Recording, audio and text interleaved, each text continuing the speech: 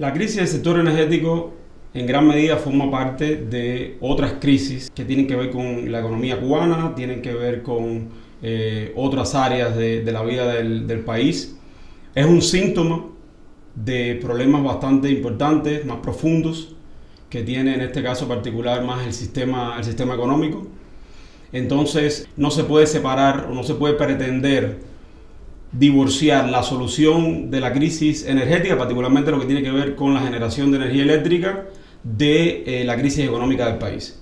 Porque en realidad esta lo que viene es a hacer una manifestación de aquella otra. Si no hay una economía viable, productiva, que crezca, dinámica, pues entonces nuestro país no está generando los recursos que le van a permitir invertir para recuperar el sector eléctrico y para garantizar que también que en el futuro la generación sea suficiente para acompañar el desarrollo económico y social de la isla. Una transformación más amplia de la economía es hoy indispensable para dar una solución sostenible, duradera, definitiva si se quiere, a la crisis del sector energético. Me gusta pensar la gestión y la solución de la crisis en dos momentos. Tenemos que encontrar caminos para administrar esta crisis hoy, en el sentido de poder ofrecer algo de alivio, reducir la frecuencia y la duración de los cortes de electricidad, de los apagones, y luego crear condiciones para darle entonces esa solución duradera, a largo plazo, definitiva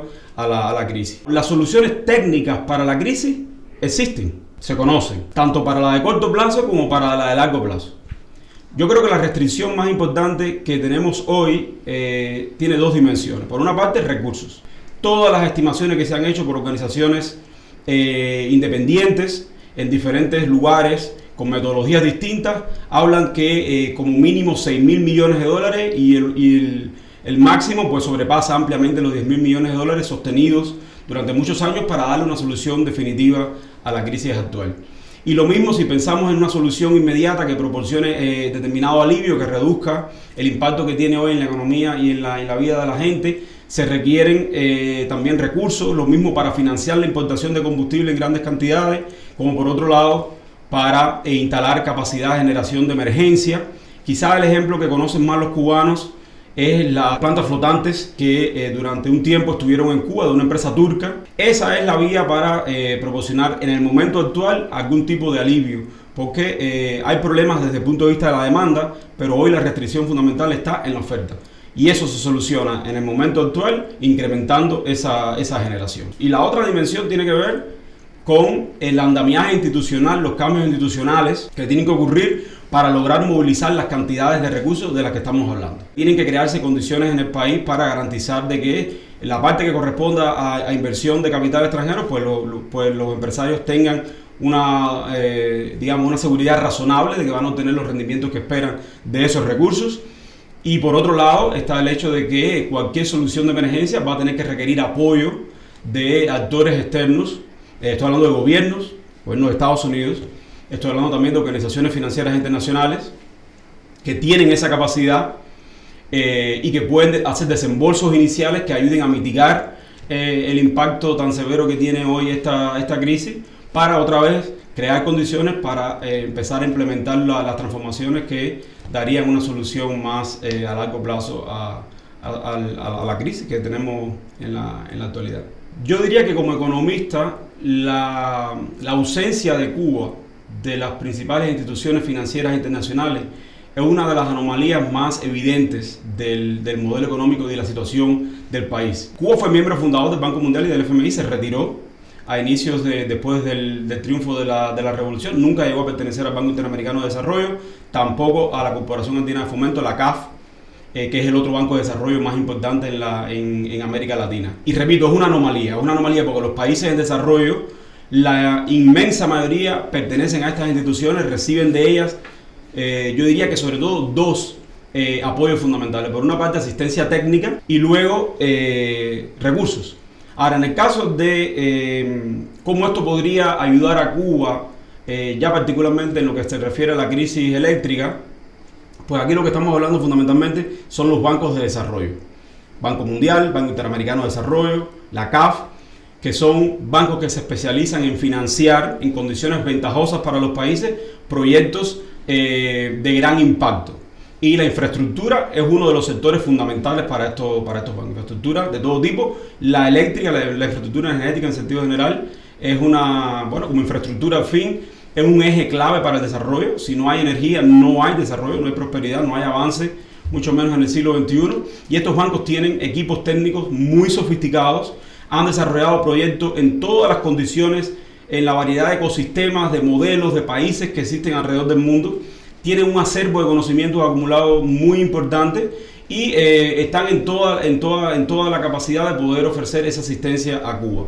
Porque, repito, serán ambas cosas. Identificar los mejores proyectos por un lado, teniendo en cuenta las condiciones del país, y por el otro financiar esos proyectos. La ventaja para el país que financia proyectos de este tipo, que son proyectos que se recuperan, la vida útil del proyecto y la tasa de recuperación es a muy largo plazo, y hay que hacer desembolsos iniciales que son muy cuantiosos. La gran ventaja es que recibes un financiamiento que se denomina concesional, en condiciones ventajosas. Básicamente, tasas de interés muy bajas y luego periodos de gracia bastante prolongados. Y esto permite que el proyecto madure antes de que el país tenga que empezar a devolver el préstamo. Y Cuba hoy no tiene esa capacidad, no se puede financiar porque no pertenece a ninguno. Entonces, desde el punto de vista cubano, claro, aquí el proceso es diferente en cada uno de ellos, pero básicamente tiene que haber una solicitud de un Estado soberano, en este caso Cuba, de solicitar la admisión en los diferentes bancos de desarrollo. Son diferentes, repito, cada uno de ellos, tienen requisitos específicos. Hay que hacer un desembolso de capital, que es con el que el país llega al banco. Pero todo eso, hay mecanismos para lograr que un país como Cuba pueda transitar por las diferentes fases. Pero depende desde el punto de vista de Cuba de dar el primer paso en ese sentido. En el caso del Banco Mundial particularmente, que puede ser un ejemplo interesante, requiere previamente la membresía en el FMI, en el Fondo Monetario Internacional. Y esto implica que para acceder ahí va a haber una misión del fondo que visita el país y hace una evaluación de la economía del país, de las cuentas del país, para determinar exactamente en qué momento está la economía, cuáles son las recomendaciones principales, cuáles son los problemas fundamentales, y a partir de ahí se desata un proceso que termina eventualmente con una votación en la cual se acepta o no al país. Yo no creo que Cuba tendría, si se logran las condiciones mínimas, tendrían problemas para lograr el acceso a estos bancos. Ya la duración del proceso, es algo para más adelante. Sí, las transformaciones para un país como Cuba en el momento inicial no son tan grandes como se puede pensar. Sí hay determinadas, cambios en el ordenamiento jurídico y económico también que tienen que ocurrir, pero la realidad es que estos bancos trabajan con países muy disímiles, países en diferentes niveles de desarrollo, con diferentes incluso modelos políticos, económicos, pero obviamente sí hay requisitos mínimos. Básicamente tiene que haber un Estado soberano que tenga control de la situación del país.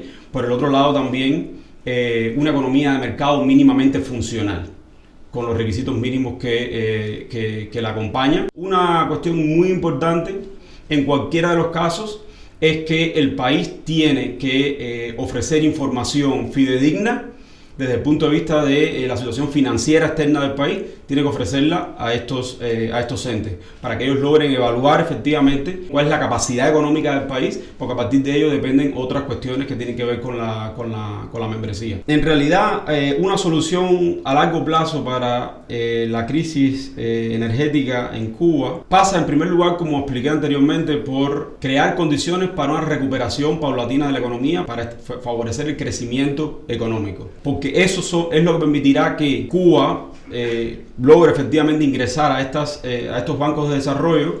Pero por otro, toda la recuperación y la nueva capacidad que hay que instalar en el sistema, la modernización de las líneas de transmisión y de distribución, eso no se va a hacer solamente con crédito concesional de este tipo de bancos de desarrollo.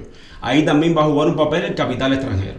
Entonces, en cualquier caso, tienes que crear un andamiaje institucional que le dé garantías, que le ofrezca garantías al inversor extranjero de que no va a ser expropiado, de que puede calcular con una seguridad razonable cuáles son los rendimientos sobre esa inversión y sobre esa base tomar las decisiones, porque, repito, es un proceso que va a requerir inversiones elevadas, sumas muy elevadas durante un periodo de tiempo relativamente dilatado. Ese proceso, que desde el punto de vista del inversionista también aplica para el capital nacional, de lo que estamos hablando es de una estructura institucional que se asemeje a la que tienen las economías de mercado típicas en la actualidad, donde hay respeto a la propiedad privada, donde no hay expropiación sin debido proceso.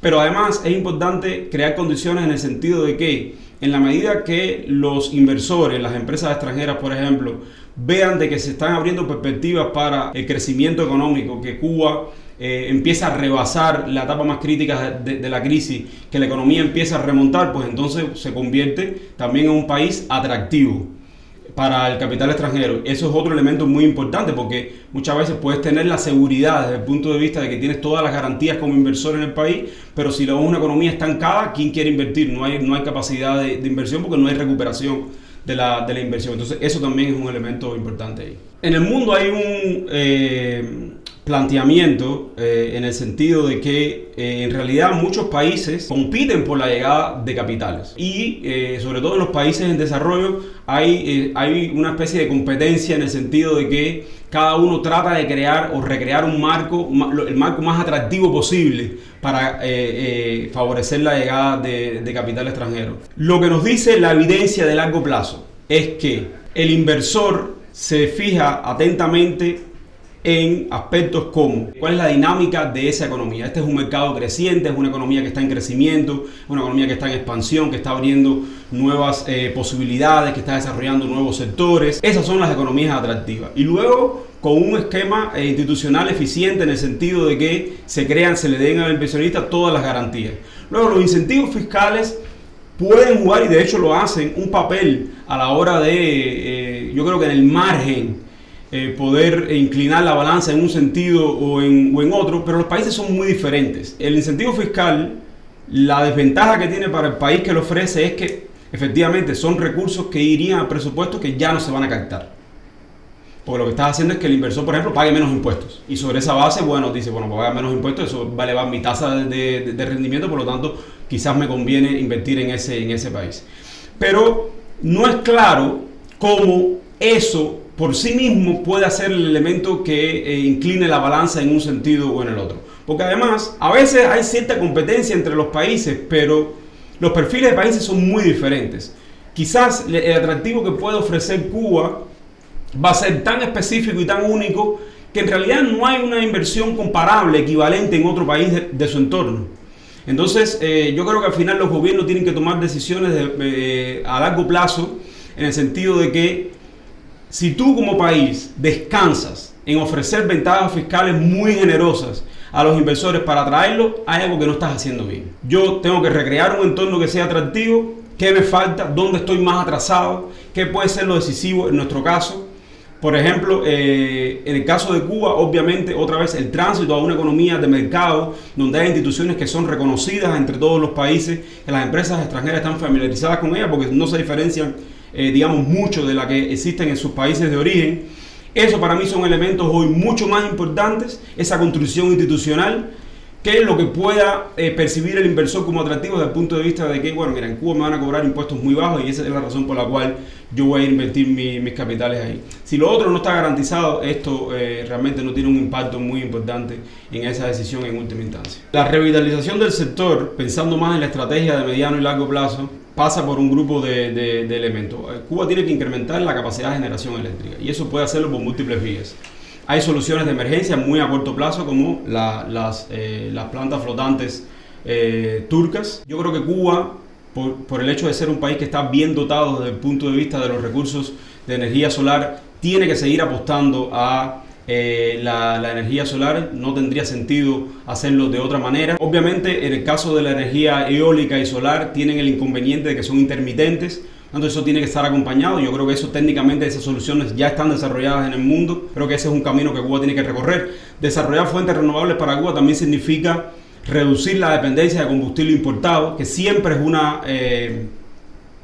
elemento de vulnerabilidad para cualquier país, a pesar de que puedas tener acceso al mercado internacional. Además tiene mucho sentido porque vas a desarrollar un recurso que existe en el país y que además es infinito.